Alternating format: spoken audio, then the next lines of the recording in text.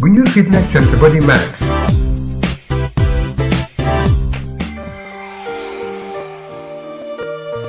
Gunjur Fitness Center Body Max.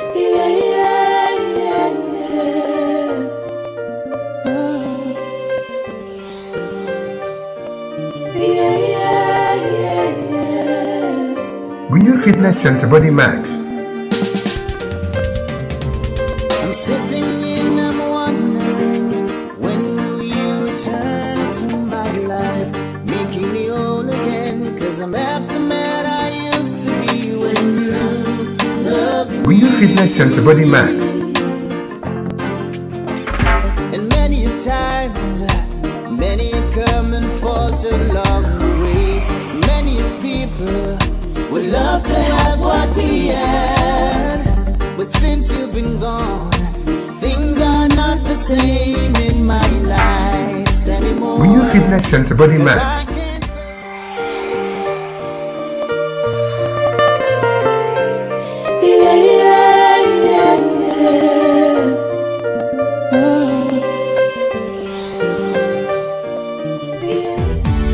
For more information, call 7171-998. 7171-998. Gunjur Fitness Center Body Max.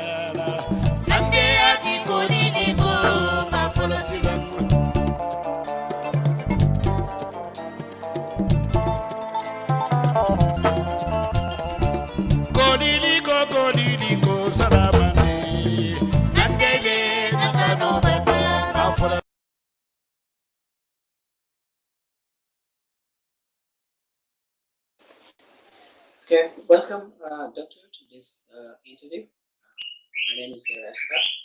Viewers watching GunjurOnline newspaper. Today we welcome you to this platform, which is owned by people who you who are really concerned about so many issues around the country, particularly from the south. So today this interview is going to be a general one, to look at some various issues that are pertaining to the country and from the south in general. So welcome to the program once again. We appreciate your time despite the busy schedule you have. Today we're going to discuss, first of all, the reaction to the coronavirus in the Gambia, but particularly globally too. Where were you when you first heard of the coronavirus? Well, I've been here in the Gambia because I returned here from the US, and my last trip was December 27th. So I've been here throughout the pandemic, and so essentially I've been here and decided to stay. So, what came to mind when you first heard of the coronavirus being in the shores of the Gambia? Well, it was very terrible news because I know what the health infrastructure in the country is. Very dilapidated, and it's inadequate in many aspects. And we feared the worst, that there was going to be there's going to be, thousands of people infected and perhaps, hundreds of deaths. And so that was that was my main concern.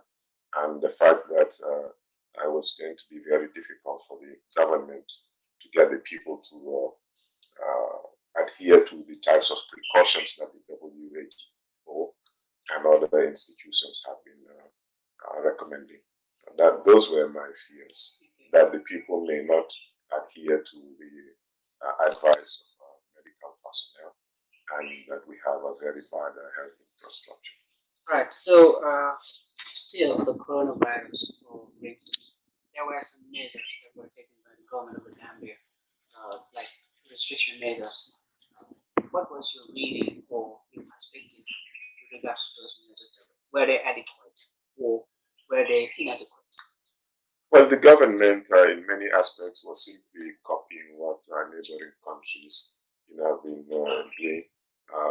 For instance, Ghana, if you watch, their TV channels, which are accessible locally, and also what's being done in Senegal to some extent, except the testing part, but implementing their own regulations was problematic, because most people and most communities continue doing business as usual, and there was very little enforcement in the key areas. And since we are in Congo South, and I live here, I can tell you that the weddings and naming ceremonies and funerals went on as usual, and the Sunday beach parties went on, and of course the Chinese fish meal factory here in Gunjur, Golden Lead Factory, continued its activities, attracting large numbers of people there without taking any consideration. Was there any response to these activities by the state to actually enforce these laws or these regulations? Well, not the executive itself. There was nothing in the form of enforcement. Just that the fisheries official station at New Beach, for instance, indicated that the Chinese company was doing all it can, that they have their production, but that wasn't true. At least we got a visit from the National Assembly Select Committee, which saw firsthand activities at New Beach as a result of our Golden Lead Factory's activities. They made recommendations, and but nothing came out of it. Since they're not the executive arm, they're not responsible for implementing anything. Nothing came out of it, and it's continued. Even with the extension of the state of emergency by the government, it's meaningless here. And so we're just lucky. So, what is your reading or your understanding that there are some Gambians who said, yes, coronavirus did exist in other countries, but not actually in our source? Is that genuine? Well, there's a lot of ignorance. There are some who even think it's all fake, and attempt by the governments of the Gambia and Senegal to get funding from Western countries. That's largely a result of ignorance. It means that the government has not done its job in fully educating people about the pandemic. Because anyone who watches even some of these international channels that are readily available everywhere would see the devastating impact of the pandemic around the world, and know that all it takes is a couple of cases for it to jump from 0 to tens of thousands, as we've seen. When the Chinese were dealing with theirs, the U.S. Crazy president, my president too, so I can say that said I was under control in the U.S. and that we don't have to worry, but we saw that the U.S. overtook the rest of the world in terms of deaths. Yes. So to say that we have 0, even if we had 0, doesn't mean we should not care to say it's not in the world. Pandemics, as the name suggests, affect the entire world, and you can go from 0 to tens of thousands within a very short period of time. So is it really that we have coronavirus in your own understanding? Do we have coronavirus in the Well, as long as somebody got infected, even if it's one person, it means we have corona in the country. And the medical personnel, qualified medical personnel, did tests and indicated some people got infected and had corona in the Gambia. So that's corona in the Gambia. So let us look at, move a little bit to something that is really of importance, that is environment. It is an open secret that in Congo South we have so many environmental challenges, one of which is due to some industrialization or some factories that have been erected here, like fish meal factories and others. As of now, could you tell us where are we when it comes to environmental challenges in Congo South? Well, as far as the environment is concerned here, I think the main challenge is the government flouting its own regulations. If you require an environmental impact assessment and companies sign on to adhere to those and then flout the agreements, it's the responsibility of the government to do something about it. In all of these cases, what we see is somewhat tied to the to government failure. When you have companies cutting down trees and not doing anything relating to reforestation, when you have companies that can destroy the environment, pollute, send foul smell to neighboring communities, readily dump waste into the sea, and nothing comes out of it, not even a fine, not a warning, then it's a failure on the part of the government. And the communities have done a lot in terms of engaging the government, informing government officials as to the impact of some of those activities, whether it's Golden Lead factory or some other or health medicine in Sanya, without any consequences. Was there any specific actions that the community did in relation to these environmental challenges? Well, I'm glad you asked that. As far as Golden Lead factory is concerned, a group of us, environmental activists here, took the matter to court, and we filed a civil suit against Golden Lead factory, and it's been lingering in the court for almost 3 years now.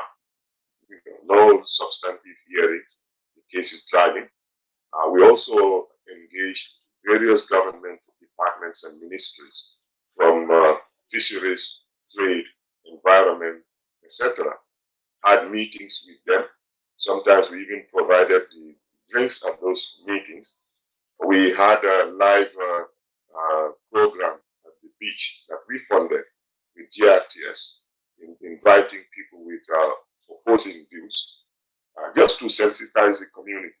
We also, put out a lot of information, and all these things did not have much of an impact.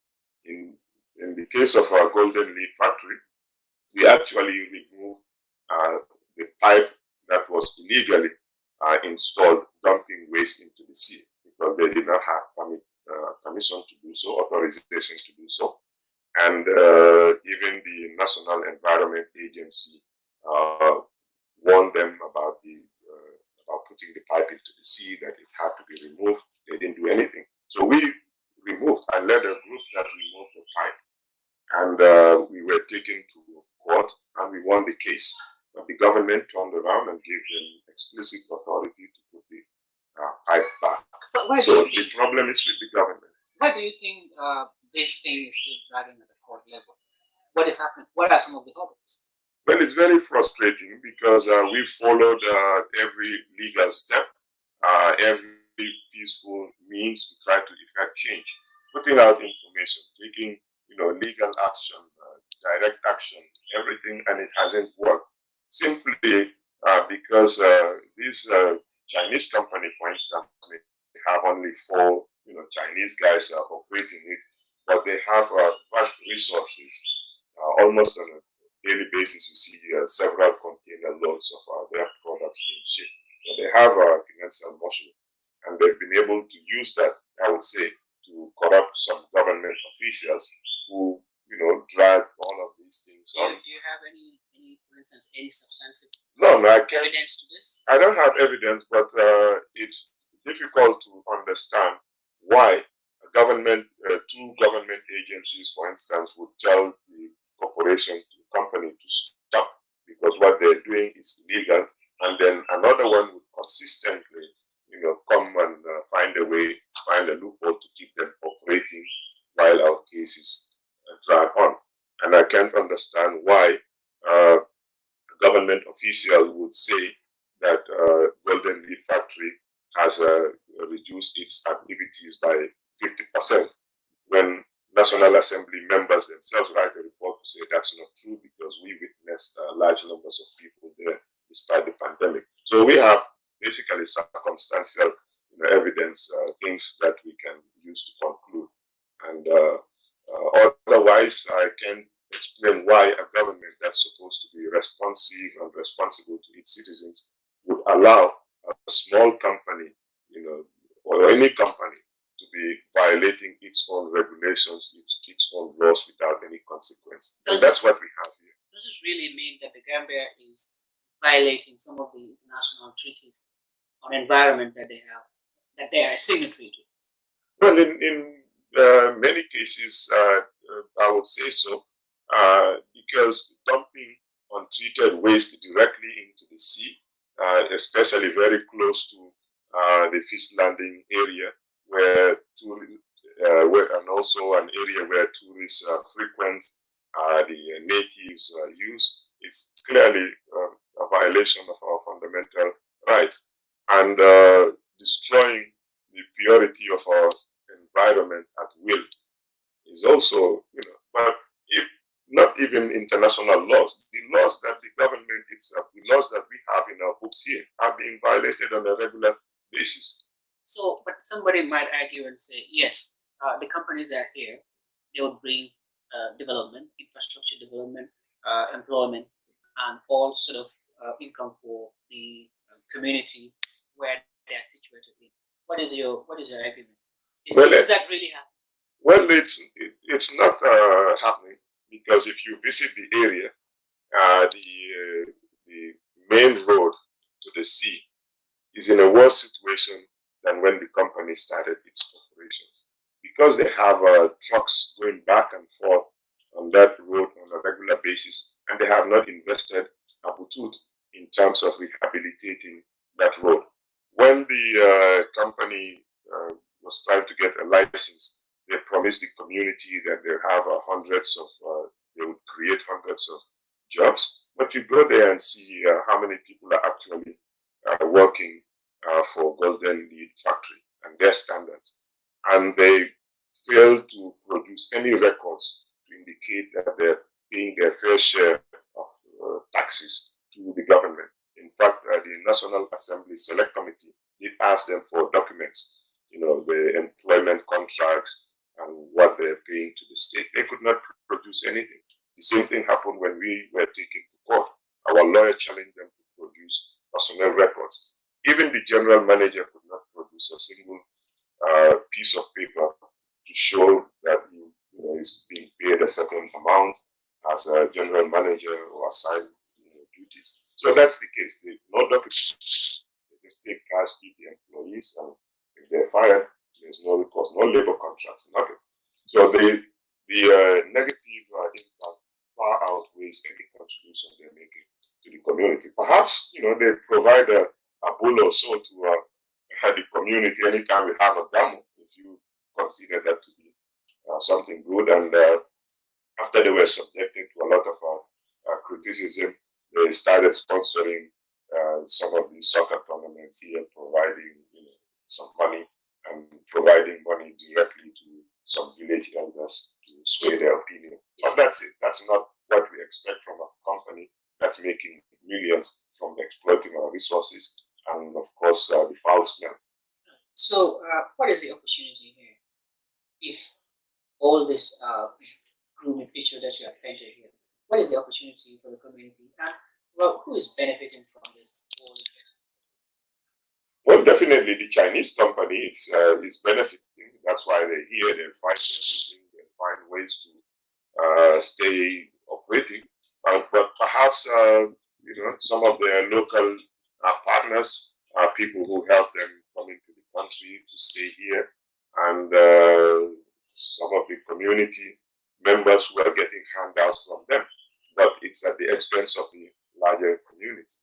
So, in the environment, like the relationship between China and Africa, or China and Gambia in particular, what is the relationship? What sort of relationship do we have with the Chinese people?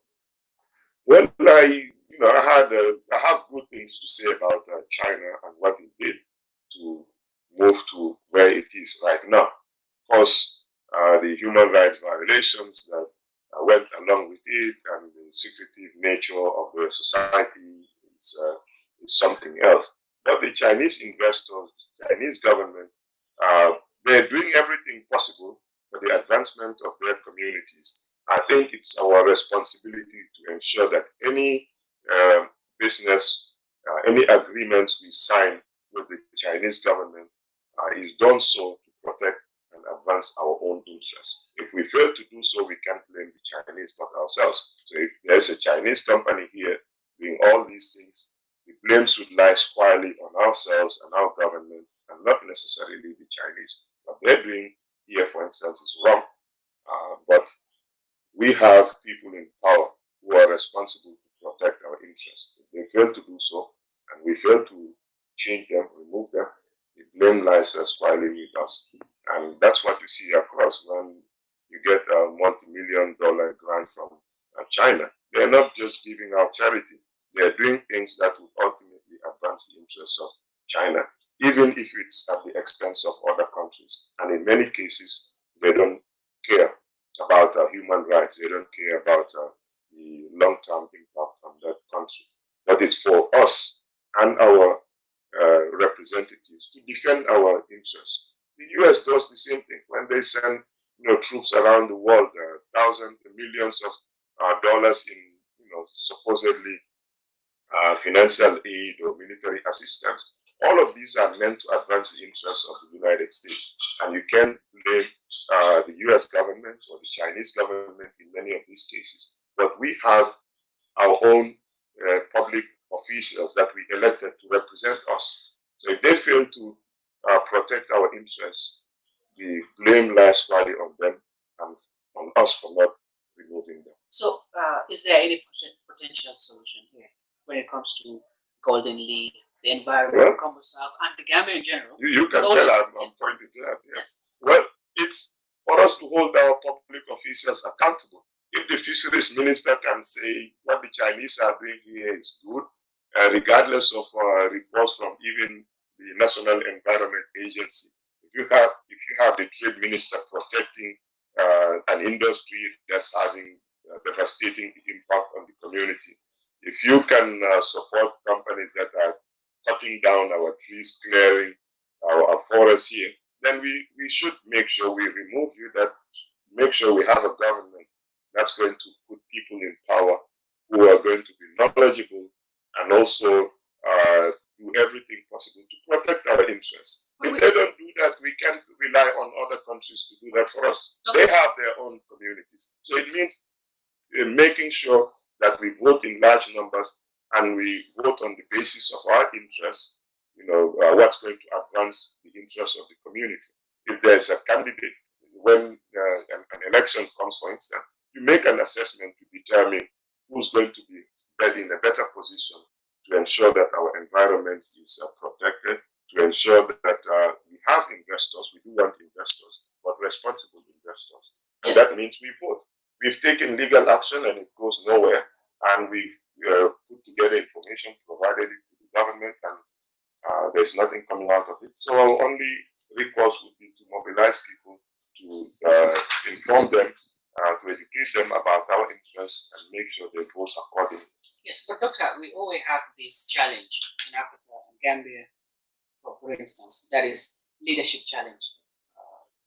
Any candidate who comes is vying for elections will promise you the sky.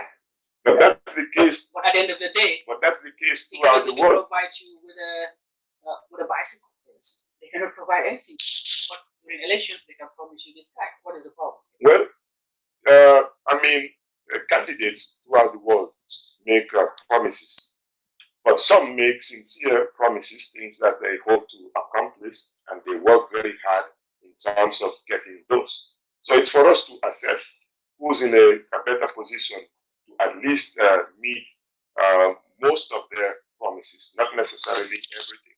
And then at the, we make the assessment. We don't even have to wait for the election cycle to come.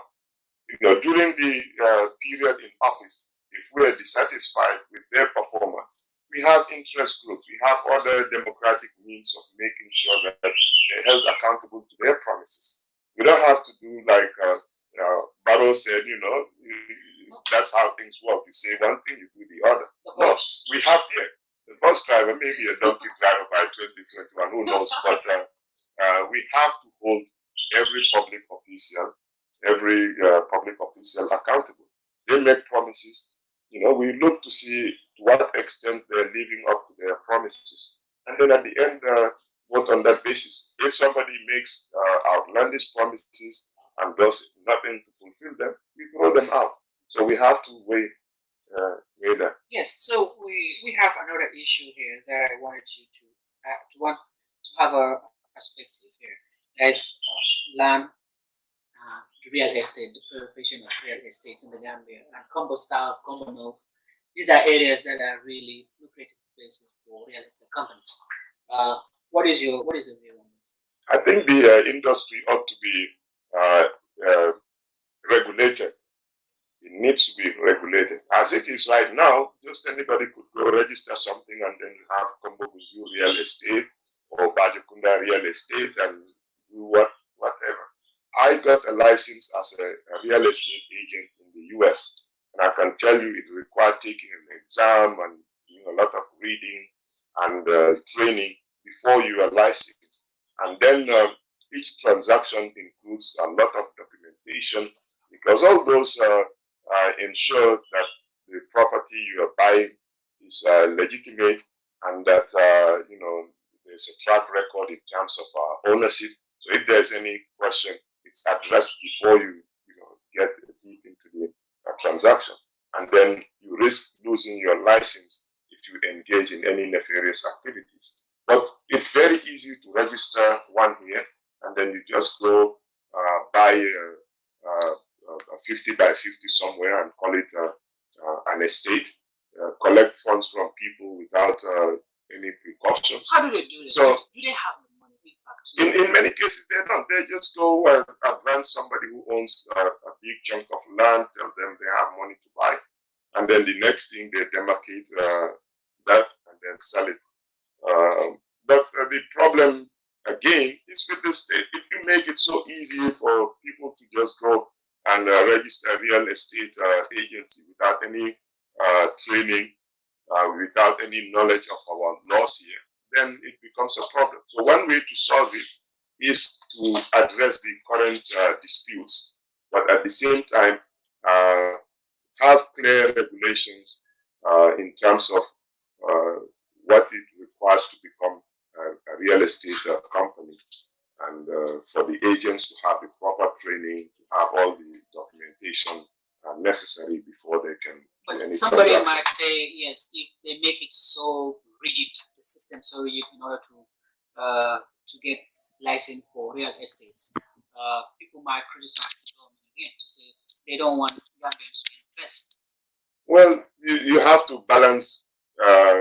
It's a balancing act in this case too. You don't want to make it so easy that you can just sit in your room and create a real estate company without any knowledge of our laws, and then just go and engage in transactions without any way to determine if you have any funds to even acquire a piece of land. Yeah, it's not necessarily making it too difficult, but you have to have certain standards. Not everyone can just go and become a lawyer, because to become a lawyer you need to have knowledge of the law, do some training, And when you fail to do your duty, there are consequences. It's the same thing that should apply to the real estate industry. Well, why this incessant grabbing of land in the Gambia? Because now, as you said, everywhere you go, you have real estate offices, companies everywhere. They are littered everywhere. Why this sudden grab of land? Well, it's lucrative business. It's lucrative business, but at the same time, as population grows, you have pressures on resources such as land. So uh, it's nothing different from what happens in other countries when you have urbanization, when you have growth to some extent. There's a new highway, and then everybody wants to be close to that highway. You have electricity, you have so those are pressures, but it's for us to do it in a regulated way. Yes. All right, so let us shift a little bit to politics, which is 2021 presidential election is just fast approaching. Could you tell us your political move to the UDP? Was it a wise move or desperate one? Well, if it was desperate, I thought I would have joined the president and his group. Yeah, I would have joined the bus and hope to stay on board for as long as necessary. But I joined actually when Hussein Dabo was fired. So if I had joined when he was vice president, it could be, I was doing it to see if I can get a post there or something. But when he got fired, his first trip to the U.S., that's when I told him I was joining the party. Was that a sign of support to Hussein, or what happened? No, not necessarily, but I thought that was the right time to join.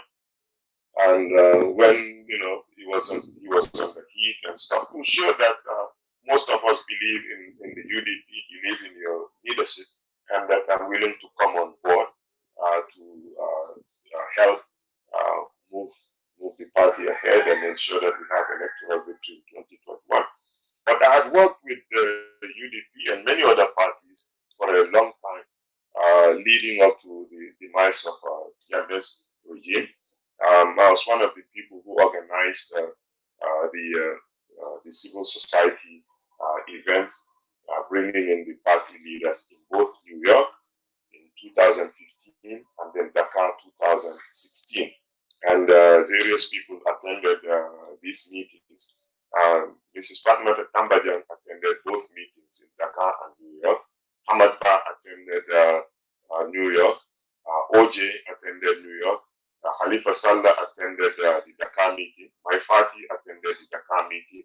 And we had many journalists and other civil society actors attend our event. So I had worked with all of them and also exchanged views with lawyer Dabo and the UDP over an extended period. So it's not like joining a party where you're entirely new to them. I've worked with them in the background.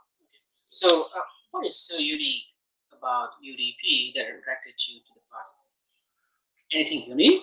Well, I believe UDP has a type of agenda that's consistent with mine, because I've been concerned largely about the environment, about human rights, and things like prison conditions. Those are key areas for me. And I know, given their experience, what Dabo and the others went through, Mile 2, and even beyond Janneh's demise, that they did show concern about prison conditions. I've been engaging them, support for ensuring that we have our prisons meet universal standards, to ensure that our environment is protected, and ensure that we have the type of change that many of us look for. But Dabo was in the coalition. The party. Yes, I mean Dabo was in the coalition, and you said you joined UDP simply because of. No, not simply. I joined at the time that he was fired. Yes, but largely because I agree largely with their agenda. With their agenda. So I am trying to connect this. That is, Dabo was in the government, in the coalition government, and you did mention about some prison conditions. Yes. Dabo was in the government, but did he make any effort at the time? Well, I've been to change the prison conditions? I've been in government, and I know that the head of the government, in this case the president, is ultimately responsible. So if there's a failure in terms of adhering to universal standards in terms of prison conditions, you won't blame the foreign minister for not having done anything. When there's a cabinet meeting, even if you're a foreign minister, you can air your views about prisons, etc. But ultimately, the decision comes from the president, and it's the president who would be touting his successes in terms of bringing about change. So the failures rest squarely with the president as well. But squarely, the president was the president, the current president, is a UDP. No. He was there as an independent. He was not a UDP president. What I mean is, he's from the UDP. He was politically grown up. Yeah, but you know, he took a whole different direction. That's why he fell apart with the party. He took a whole different direction, and he has never served as a UDP president. He may be from the party, but once he became a candidate, he resigned from the party and has been doing things that generally not in line with the party's programs. That's why he decided to form his own party too. Okay. Yeah. So let us move to your current assessment or your current reading to the Barrow's government. What do you make of this 3-4 years now? Complete failure. Because if you look, all the commissions that were set up, very able individuals, the commissions were in all aspects very effective, did excellent work. Those that completed their assignments came up with recommendations that Barrow has no intention of adhering to, or in some cases, you will pick and choose what to implement. And we are seeing that before they completed their work, Barrow was mentioning the commissions as a mark of his government's successes. But today, look at the Faraba Commission, for instance. After the investigations, the commission made recommendations that would prevent a recurrence of that type of incident. They specifically mentioned the fact that the government should look into land issues and environmental concerns in Gunjur and neighboring areas. They mentioned that, but nothing came out of it. And shortly afterwards, we had the Gunjur Berending crisis, and then we have now Farato and many things. Simply, simply because, and Salaji with Sukuta and stuff, all of these signs were given by that commission, but the government ignored them. So instead of being proactive, they wait until something happens, even when all the signals have been given to them by their own commissions. Look at the Janneh Commission. The vehicles, how many people knew that auctions were going on? You just see vehicles that belong to Janneh or the state being driven around by individuals. No substantial information was given out about auctions. So I buy cars at auctions in the US to sell them here. And I know the type of publicity that's given to an auction to make sure that there's maximum participation. We never have that here. So it's been a failure. We look at first the security sector reform. If a reform the security sector looks like what we have now, then I would say it's a complete failure. Where you have what sort of security sector do you have now? Nothing has changed. Not much has changed. I won't say nothing has changed, but not much has changed. If it's at the extent where security personnel are constantly being caught stealing rice or threatening their colleagues along the highway with guns, etc. Is that not personal when it comes to security, probably due to poor salaries and all? Well, if it is, then that's a failure too. The reform doesn't mean that you change just one aspect of it. Even the pay that they receive ought to be adjusted as well. You have better trained individuals, folks who know something about human rights, who know their responsibilities, who they are loyal to the state and no individual, and they do not participate directly in partisan politics. During Jammeh's time, you have security personnel with Jammeh's image on their buttons, Jammeh buttons on them, and going around campaigning for him, even beating opponents on his behalf. Those are the things that should change.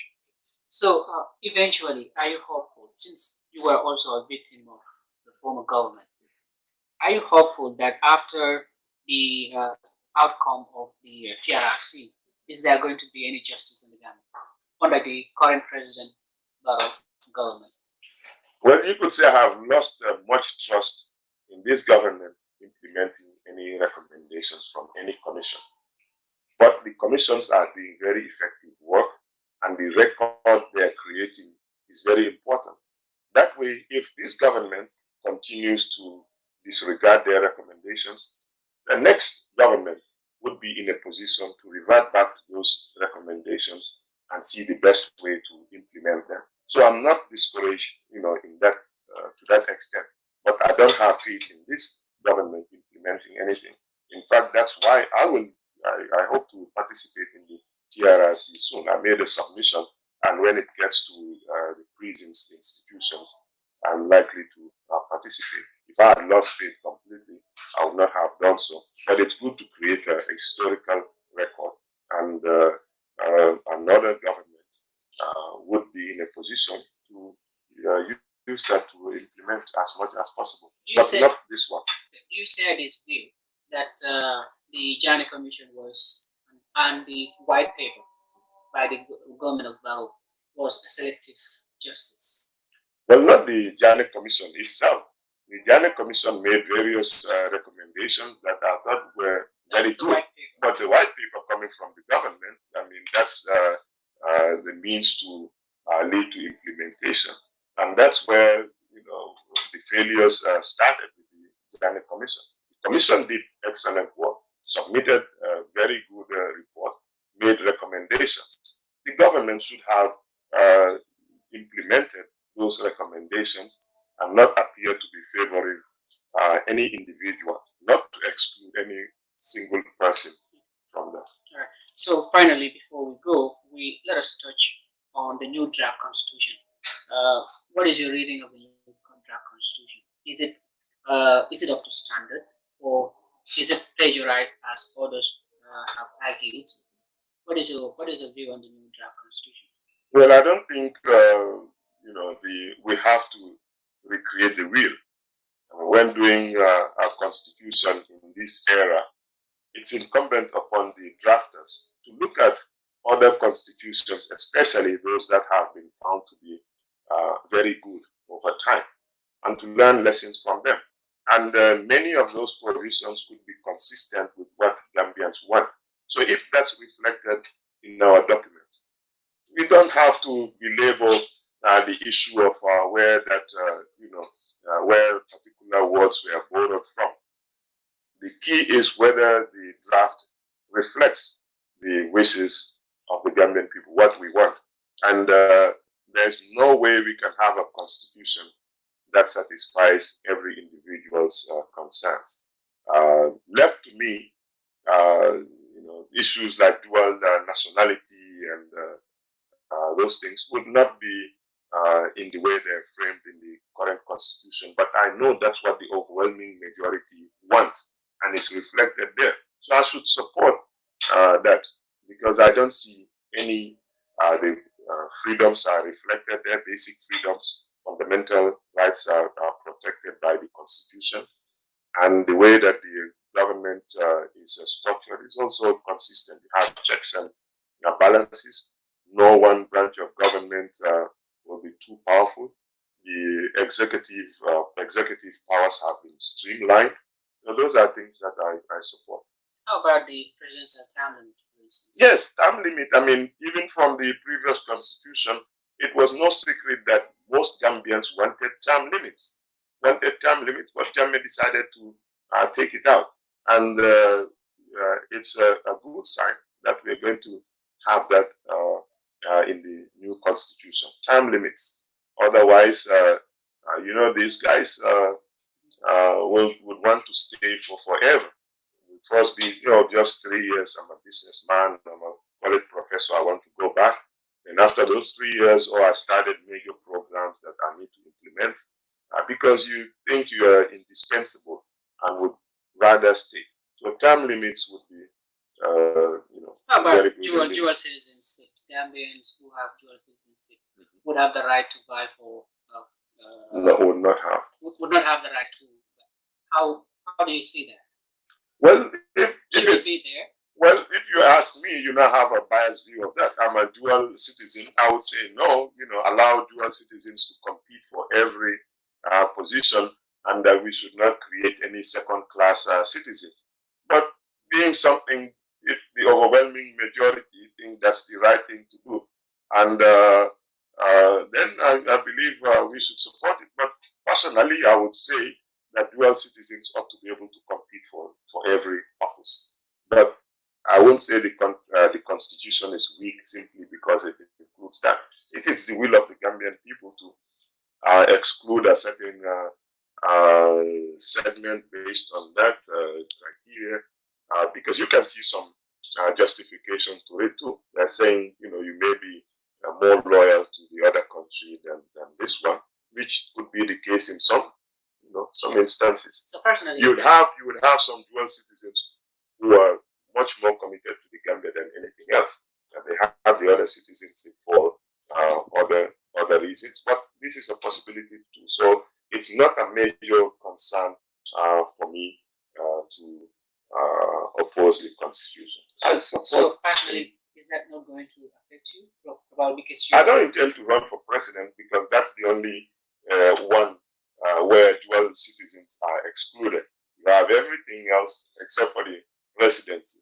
Yeah, but I can also say that if it's a dual citizen who's really committed to leading this country, they'll find a way to satisfy the requirement. Yeah, they'll find a way to satisfy the requirement. But I'm not looking to run for president. I have my candidate. Oh, really? I have the individual that I would support to be. Yes, saying it down. Okay. So, but we are not to that stage yet because we have to go through processes. So finally, I understand you are a citizen of the United States too, and recently we have seen some violence in the U.S. due to racism and all that stuff. Could you paint us a picture of how the Black community lives in the U.S.?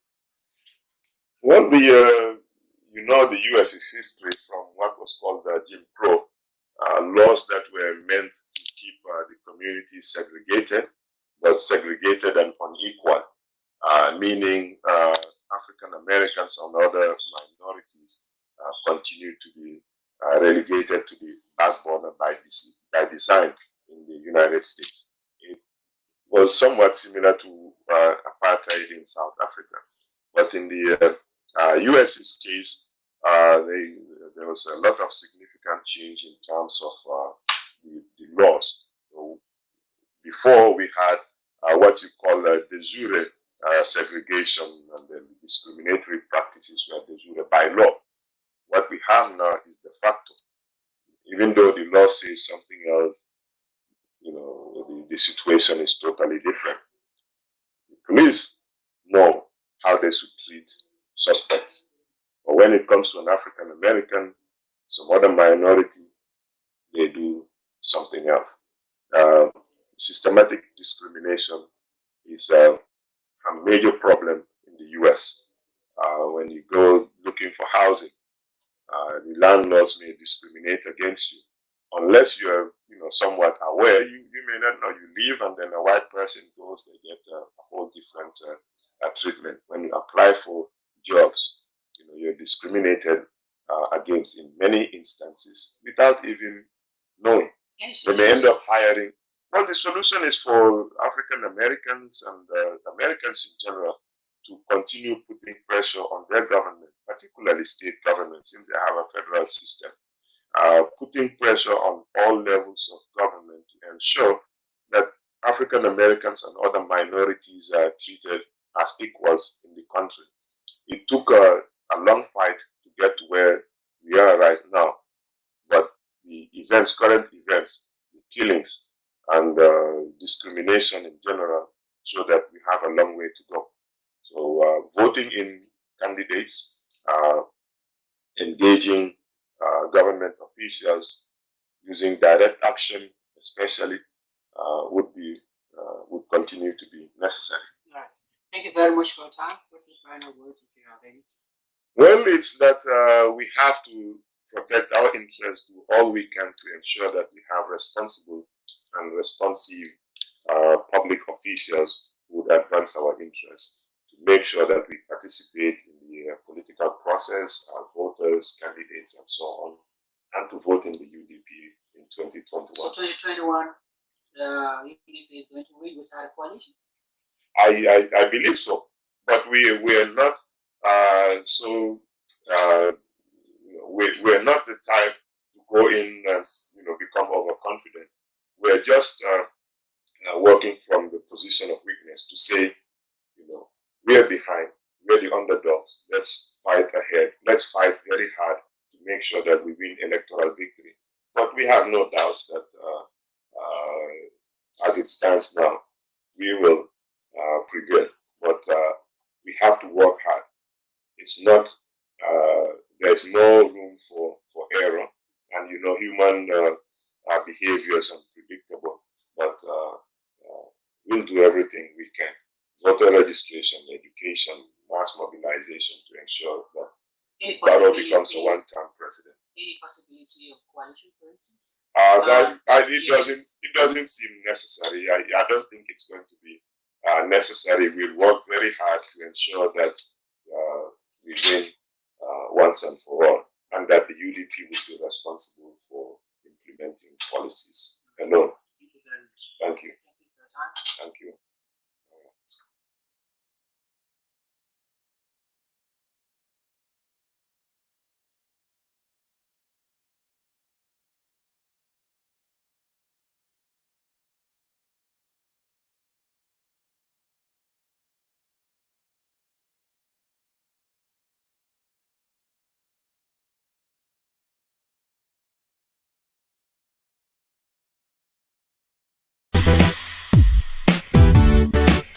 Gunjur Fitness Center Body Max.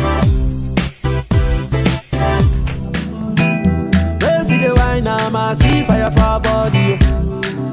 And if you follow me, go now, enjoyment go kill 'em. Baby girl, you bad, girl, the way you whine. I demand over you, girl. I demand over you, girl. Say you are my woman, my superwoman. I demand over you, girl. I demand over you, girl. See the wine, I see fire for body. And if you follow me, go now, enjoyment go kill 'em.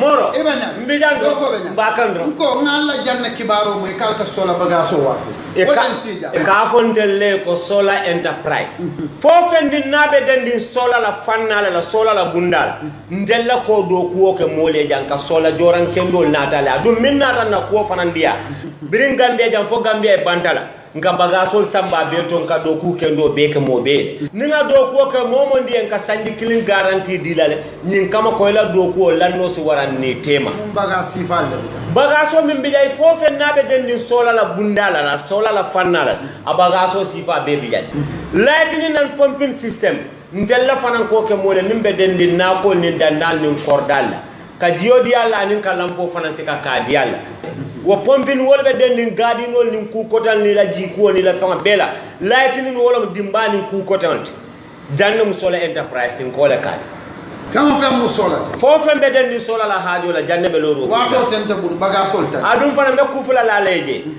bunda fula fana be mbulle fan ka bonan dami anin dula ba fula safonya America ni Europe na fan ka bana wolta dum doron no moto min ka fenkendo na te sola la bagasol kana te mbanko kanya abanta bagasol tan ngata. For more information, call 7171-998, 7171-998. Gunjur Fitness Center Body Max.